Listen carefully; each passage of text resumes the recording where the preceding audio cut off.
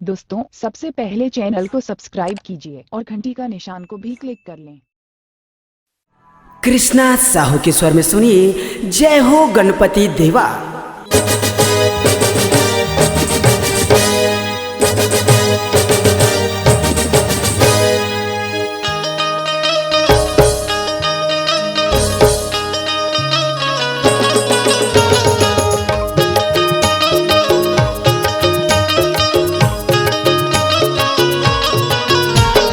देवा देवा देवा जय हो गणपति देवा। देवा देवा देवा जय हो गणपति देवा।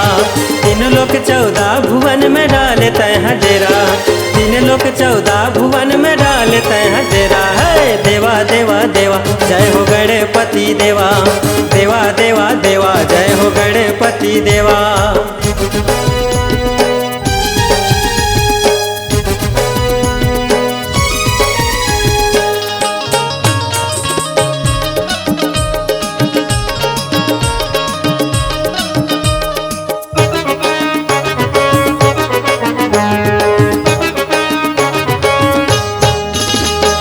सबले पहली दाई दादा के लगाए 3 फेरा।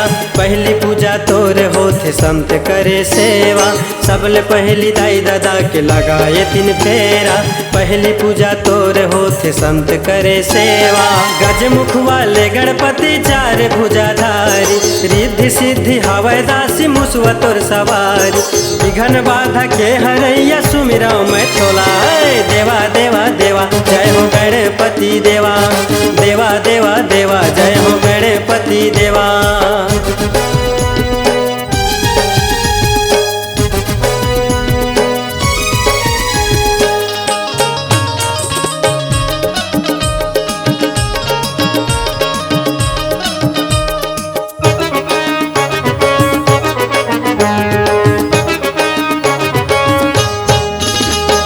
भादो के महीना गली गली माँ बिराजे।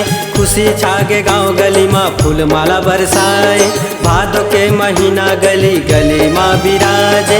खुशी छागे गाँव गली माँ फूल माला बरसाए।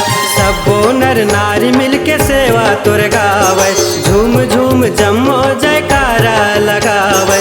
मंगल सब काज कर दे गाँव तुर सेवा है। देवा देवा देवा जय हो गणपति देवा। देवा देवा देवा जय हो गणपति देवा।